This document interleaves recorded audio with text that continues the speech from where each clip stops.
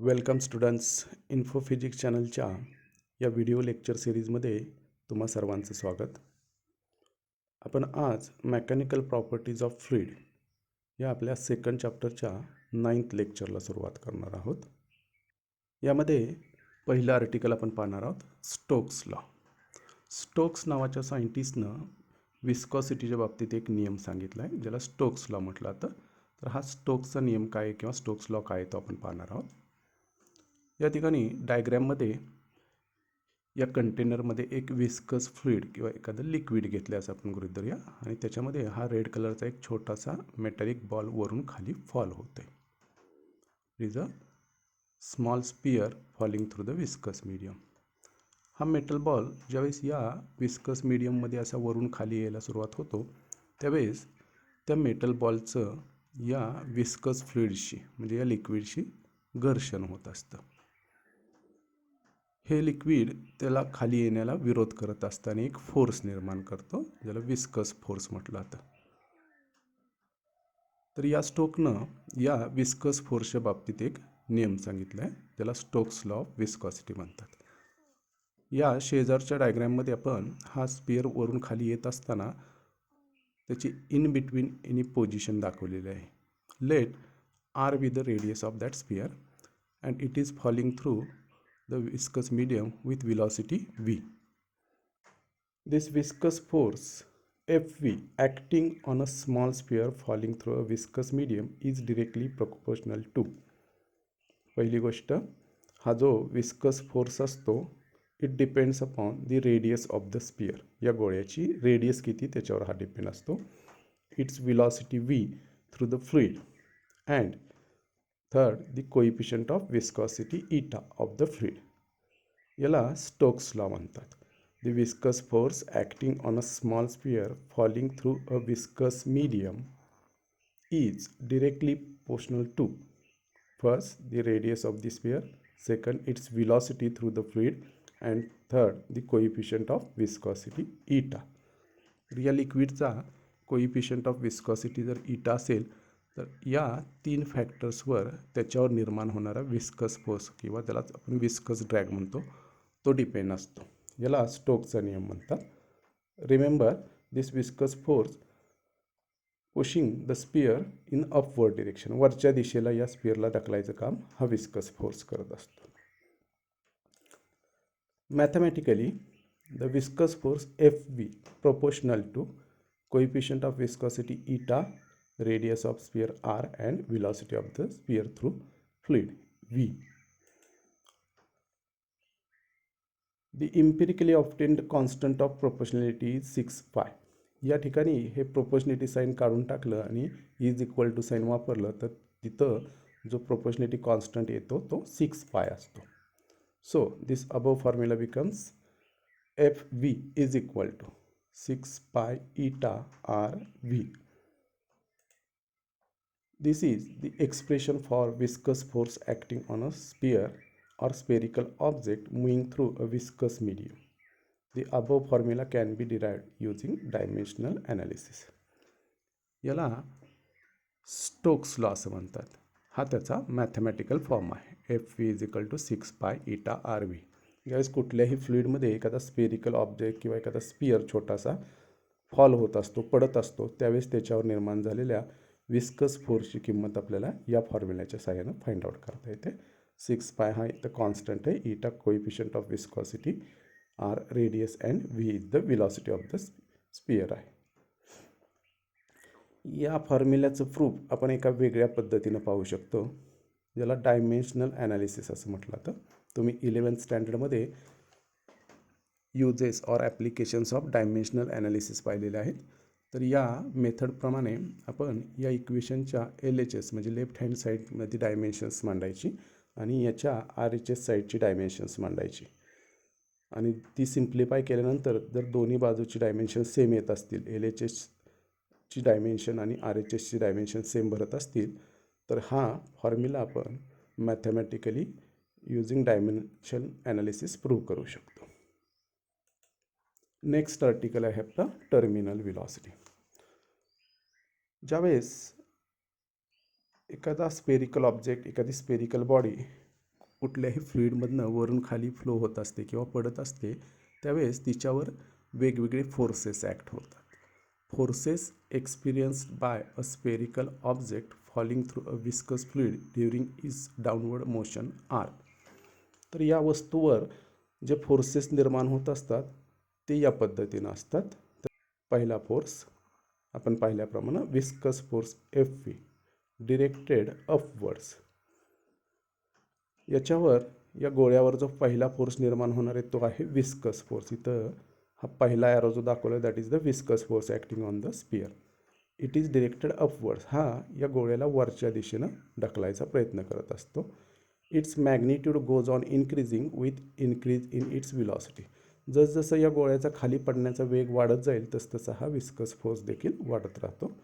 Because according to Stokes law that viscous force depends upon the velocity also. Second force acting on the sphere is gravitational force. या गोळ्याचं जे वजन आहे ते vertically downward act होत असतं आणि अर्थ या गोळ्याला खालच्या दिशेनं ग्रॅव्हिटेशनल फोर्स लावून ओढायचा प्रयत्न करत असते. त्यालाच आपण वेट ऑफ द स्पियर किंवा वेट ऑफ द ऑब्जेक्ट म्हणतो. तर हा second force gravitational force directed downwards हा त्याला खाली अर्थच्या सेंटरच्या दिशेनं ओढायचा प्रयत्न करत असतो. And there is one more force, third force buoyant force or upthrust Fu. या डायग्रॅममध्ये दाखवल्याप्रमाणे या गोळ्याला अजून एक फोर्स वरच्या दिशेनं ओढत असतो. त्याला अपथ्रस्ट किंवा बॉयंट फोर्स असं म्हटलं जातं. It is directed upwards. हे लिक्विड या गोळ्याला खाली येऊन देत नाही किंवा त्याच्या खाली येण्याला विरोध करत असतं. त्या लिक्विडकडनं झालेल्या विरोधामुळं एक अपथ्रस्ट निर्माण होतो किंवा त्यालाच बॉयंट फोर्स असं म्हटलं जातं. तर असे तीन फोर्सेस या स्पेरिकल फॉलिंग बॉडीवर निर्माण होत असतात ज्यावेळेस ती विस्कस मीडियममधनं वरून खाली पडत असते. इथं आकृतीमध्ये दाखवल्याप्रमाणे the net downward force acting on the body is. हा जो खालच्या दिशेनं जो फोर्स निर्माण होतो आहे हा या दोघांपेक्षा इफेक्टिव्ह असतो किंवा जास्त प्रमाणात निर्माण होतो. त्यामुळं ही बॉडी वरून खाली पडत असते. That means the net downward force acting on the body must be in downward direction. तर हा फोर्स तिला खाली ओढतो आहे म्हणजे याच्यावर डाऊनवर्ड फोर्स निर्माण होते असा त्याचा अर्थ होतो. हा डाऊनवर्ड फोर्स जर आपण F मानला तर त्याची किंमत असते Fg ग्रॅव्हिटेशनल फोर्स मायनस हे दोन फोर्सेस Fv प्लस Fu. एक फोर्स खालच्या दिशेला आहे आणि दोन फोर्सेस वरच्या दिशेला. ही बॉडी खालच्या दिशेनं फॉलो होत असते. याचा अर्थ तो डाऊनवर्ड फोर्स जो असणार आहे तो या फोर्समधनं या दोन फोर्सच्या व्हॅल्यू वजा केल्यानंतर मिळणाऱ्या व्हॅल्यू एवढा असतो. या डाऊनवर्ड फोर्सला जर आपण स्मॉल एफ मानलं तर it is equal to Fg minus Fu plus Fv. It is responsible for initial increase in the velocity. हा जो फोर्स आहे तो सुरुवातीला या गोळ्याला वरून खाली पडत असताना त्याची व्हिलॉसिटी वाढवण्यासाठी कारणीभूत असतो. Among the given forces Fg and Fu are constant. या तीन फोर्सेसमध्ये Fg weight of the sphere हे कॉन्स्टंट असतं अँड Fu हे जे अपथ्रस्ट किंवा बॉयंट फोर्स आहे तो देखील कॉन्स्टंट असतो गिवन फ्लुइडच्या बाबतीत. While Fv increases with increase in velocity. हा जो तिसरा फोर्स आहे विस्कस फोर्स हा मात्र व्हिलॉसिटीवर डिपेंड असतो. जसजसं या गोळ्याचा वेग वाढत जाईल तसतसा हा Fv देखील वाढत जातो. दस अ stage is reached Wien the net force becomes 0. हा जो नेट फोर्स F आहे तो एका विशिष्ट स्टेजला हा गोळा वरून खाली येत असताना एका विशिष्ट स्टेजला एकदम 0 बनतो. मग जर हा नेट फोर्स F 0 होत असेल तर ह्याच इक्वेशनमध्ये Fची व्हॅल्यू 0 सबस्टिट्यूट केल्यानंतर आपल्याला इक्वेशन मिळेल F is equal to or 0 is equal to Fg minus Fv plus Fu.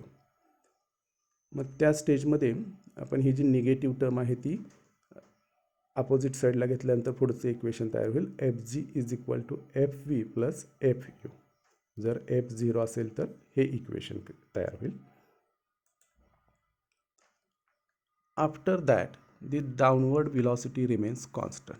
एकदा का ही स्टेज आली या गोळ्यावरचा नेट डाऊनवर्ड फोर्स जर 0 झाला तर हा गोळा कॉन्स्टंट व्हेलॉसिटीनं खाली यायला सुरुवात होते. And that constant downward velocity of the sphere is called as the terminal velocity. तर ही वस्तू वरून खाली पडत असताना एका विशिष्ट स्टेजनंतर तिची व्हेलॉसिटी एकदम कॉन्स्टंट होऊन जाते आणि त्या कॉन्स्टंट व्हेलॉसिटीलाच आपण टर्मिनल व्हेलॉसिटी असं म्हणणार आहोत. तर टर्मिनल व्हेलॉसिटी म्हणजे काय आहे? एखादा स्मॉल ऑब्जेक्ट, एखादा स्फेरिकल ऑब्जेक्ट कुठल्याही फ्लुइडमधून वरून खाली फॉल होत असताना त्याला प्राप्त झालेल्या कॉन्स्टंट व्हेलॉसिटीला टर्मिनल व्हेलॉसिटी असं म्हटलं जातं. Obviously now onwards the viscous force Fv is also constant. मग इथून पुढं हा जो विस्कस फोर्स आहे तो देखील कॉन्स्टंट राहतो. ज्यावेळेस या ऑब्जेक्टला टर्मिनल व्हेलॉसिटी प्राप्त होत असते त्यावेळेस त्याच्यावरचा विस्कस फोर्स देखील कॉन्स्टंट होतो. The entire discussion necessarily apply to the streamline flow only. आपण ह्या जो फॉर्म्युला तयार केलेला आहे तो फक्त स्ट्रीमलाईन फ्लोसाठी लागू पडतो आहे. या लिक्विडचा फ्लो हा स्ट्रीमलाईन असेल किंवा ही वस्तूवरून खाली पडत असताना स्ट्रीमलाईन फ्लोमधनं पडत असेल तर त्यासाठी हे इक्वेशन लागू पडतं. आपण या टर्मिनल व्हेलॉसिटीसाठी एक्सप्रेशन पाहणार आहोत. Consider a spherical object falling under gravity through a viscous medium as shown in the figure.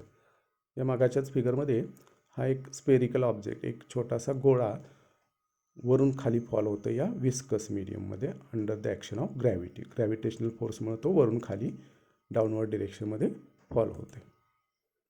Late the radius of sphere be R. या गोळ्याची जी रेडियस किंवा त्रिज्या आहे ते आपण आर मानणार आहोत. And its mass M and density rho. तर हा गोळा त्याचं मास आपण एम मानणार आहोत आणि त्या गोळा ज्या पदार्थाचा बनला आहे, ज्या सबस्टन्सचा बनला आहे त्या सबस्टन्सची डेन्सिटी आपण रो कन्सिडर करणार आहोत. Let the density of the medium be sigma. हे जे मीडियम आहे, हे जे फ्लुइड आहे त्या फ्लुइडची डेन्सिटी आपण सिग्मा मानणार आहोत. And its coefficient of viscosity be eta. या फ्लुइडचा कोइफिशियंट ऑफ विस्कॉसिटी ईटा आहे. When the sphere attains the terminal velocity, the total downward force acting on the sphere is balanced by total upward force on it. मगाशी पाहिल्याप्रमाणे या गोळ्याला ज्यावेळेस terminal velocity प्राप्त होते त्यावेळेस त्याच्यावरचा टोटल डाऊनवर्ड फोर्स आणि टोटल अपवर्ड फोर्स हा इक्वल झालेला असतो. ते दोन्ही एकमेकाला बॅलन्स करतात आणि due to that the sphere is falling with constant velocity. मग या केसमध्ये टोटल डाऊनवर्ड फोर्स हा टोटल अपवर्ड फोर्स एवढा येतो. या गोळ्यावरचा टोटल डाऊनवर्ड फोर्स आहे त्याचं वजन, वेट. हे वेट mg हा त्याच्यावरचा टोटल डाऊनवर्ड फोर्स आहे आणि टोटल अपवर्ड फोर्स हा दोन कंपोनंटचा बनलेला आहे. त्यातला पहिला कंपोनंट आहे किंवा पहिला फोर्स आहे विस्कस फोर्स. जे मीडियम त्याला अपोजिशन करतं आहे, त्या मीडियमशी त्याचं घर्षण घडतं आहे, त्याच्यामुळे निर्माण झालेला हा viscous force. And second upward फोर्सचा दुसरा भाग आहे buoyant force due to the medium. हे मीडियम त्याला वर ढकलायचा, त्या मीडियममधनं जाऊ न देण्याचा प्रयत्न करत असतं. तर त्या फोर्समुळं हा गोळा वरच्या दिशेला ढकलला जात असतो. तर हे वेट बॅलन्स करायचं काम हे दोन फोर्सेस करतात. आता या फॉर्म्युल्यामध्ये आपण व्हॅल्यूज सबस्टिट्यूट करणार आहोत. डावीकडे वेट आहे, उजवीकडे विस्कस फोर्स आणि बॉयंट फोर्स आहे. मग या गोळ्याचं वेट असणार आहे 4/3 पाय आर क्यूब रो जी. या गोळ्याची रेडियस जर आर असेल तर 4/3 पाय आर क्यूब हे त्याचं व्हॉल्यूमची व्हॅल्यू असणार आहे. त्यानंतर रो त्याची डेन्सिटी आहे आणि जी म्हणजे ॲक्सेलेरेशन ड्यू टू ग्रॅव्हिटी आहे. तर ह्या mg या फॉर्म्युल्यामध्ये एम मासची व्हॅल्यू आपण व्हॉल्यूम इंटू डेन्सिटी भरली, त्यामुळे हे इक्वेशन तयार झालं. Is equal to viscous force. Stokes law प्रमाणे विस्कस फोर्सची व्हॅल्यू असते 6 pi eta R V and plus up thrust. या गोळ्याला वरच्या दिशेने ढकलणारा फोर्स जो असतो तो 4/3 पाय आर क्यूब सिग्मा जी असतो. या गोळ्याचा जो व्हॉल्यूम आहे 4/3 आर क्यूब रो, तेवढ्याच व्हॉल्यूमचं लिक्विड हा गोळा त्या लिक्विडमध्ये फॉल होत असताना बाजूला सारलं जातं आणि त्यामुळं इथं volume of the liquid 4/3 pi R cube sigma घेतले आपण. इथं rho density of the sphere आहे, तर इथं सिग्मा ही डेन्सिटी ऑफ द लिक्विड आहे. तेवढ्याच व्हॉल्यूमचं लिक्विड बाजूला सारलं जातं आणि त्याला gravitational force g downward pull करते. तर या दोघांच्या गुणाकारा एवढा अप थ्रस्ट त्या लिक्विडकडनं निर्माण होत असतो. या टर्म्स रिअरेंज करायच्या आणि याच्यावरून 6 पाय इटा आर व्हीसाठी फॉर्म्युला तयार करायचा. ही टर्म इकडं मायनस होईल.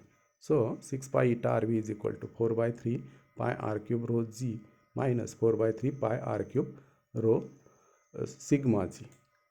Therefore 6 pi eta R V is equal to 4/3 pi R cube या दोन्ही ब्रॅकेटमधनं कॉमन काढल्यानंतर ब्रॅकेटमध्ये राहील रो मायनस सिग्मा.